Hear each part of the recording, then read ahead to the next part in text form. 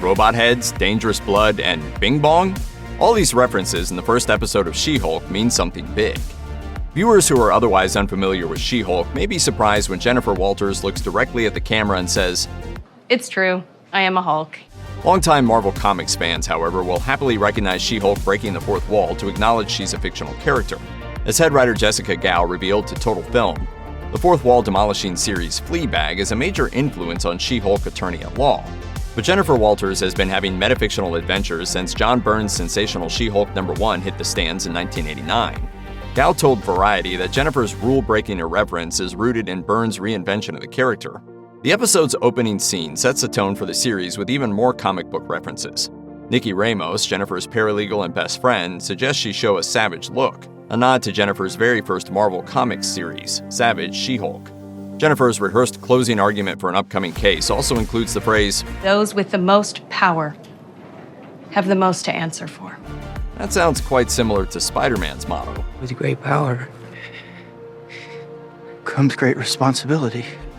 A flashback reveals She-Hulk's harrowing origin. While on vacation, Jennifer and her cousin Bruce Banner encounter a spaceship from the planet Sakaar, where Hulk found fame as a gladiator in Thor Ragnarok, which forces their car off a cliff. Jennifer pulls Bruce from the wreckage, inadvertently mixing his blood with hers and triggering her first transformation into She-Hulk. The scene is a dramatic update of She-Hulk's origin as first depicted in 1980's Savage Hulk #1. There, Bruce gives Jennifer an emergency blood transfusion after she's shot by a mobster. The danger of anyone potentially coming into contact with Bruce's blood is established in 2008's The Incredible Hulk, in which Bruce is hiding in Brazil and working in a bottling factory. Blood from his cut finger contaminates a bottle of soda, which then gives an elderly man, played by Stan Lee, gamma sickness. So Jennifer's inadvertent blood transfusion is a callback to a significant moment in Bruce's early history and a modernization of her classic comic book origin. This time, Jennifer becomes She-Hulk because she risks her life to save Bruce, giving her more agency and control over her story. After her first night as She-Hulk, Jennifer wakes up on an isolated beach house in Mexico where Bruce has taken her to recover. Walking around the house, she sees a battered gray and gold head belonging to an Iron Legion droid. Developed by Tony Stark, the Iron Legion appears in 2015's Avengers Age of Ultron as a peacekeeping force that aids the Avengers on an early mission to Sokovia. After Tony and Bruce design the advanced AI system Ultron, it gains self-awareness and activates inside an Iron Legion droid. Ultron leads the rest of the automated army to attack the unprepared Avengers. In the basement laboratory of the Mexico beach house, Bruce explains to Jennifer that the house was a gift from the now-deceased Tony Stark, and that they spent time here in the years following the blip. Tony's influence is visible throughout the house, especially in the Stark tech used in the lab and the initials he carved into the bar. Well, Tony mostly drank, just sat around complaining about Steve. Oh, Steve. The Iron Legion helmet is a bittersweet reminder of the two Avengers' combined hopes and failures. She-Hulk Attorney at Law is adept at dropping pop culture references, including nods to other Disney properties. In the premiere, Smart Hulk explains that Jennifer's transformations are triggered by intense emotion. In an effort to gauge her transformational threshold, he traps her in a booth with buzzing saw blades, but Jennifer has a better idea. Put on a Pixar movie. When Bing Bong jumps out of the wagon and Inside Out. Bing Bong.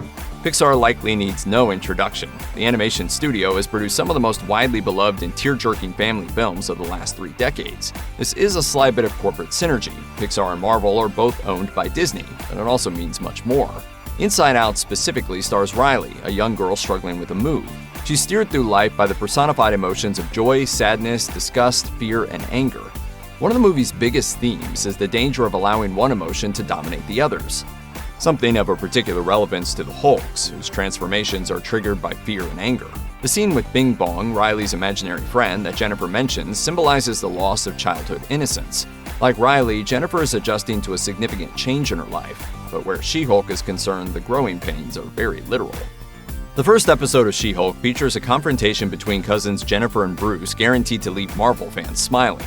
Not only does the audience get to see the two Jade Giants square off for the first time, Bruce unleashes a classic Hulk move that hasn't been seen on screen since 2008's The Incredible Hulk. For the record, I really didn't want to do this. At this point, Bruce slaps his palms together, creating a blast of wind powerful enough to send her flying. This is Hulk's famous thunderclap attack, first used to devastating effect in 1962's Incredible Hulk #4. It creates a shockwave powerful enough to strike down enemies, level cities, and even, in 2011's Incredible Hulk's number 634, put the formidable dragon Fin Fang Foom out to pasture. But the thunderclap can save people too. In the movie The Incredible Hulk, he claps to extinguish the flames engulfing a downed helicopter, saving Betty Ross and Thunderbolt Ross. After picking herself up, She-Hulk tries her hand at the thunderclap, with less than perfect results. She soon gets the hang of it, allowing her to show Bruce what his signature move feels like on the receiving end.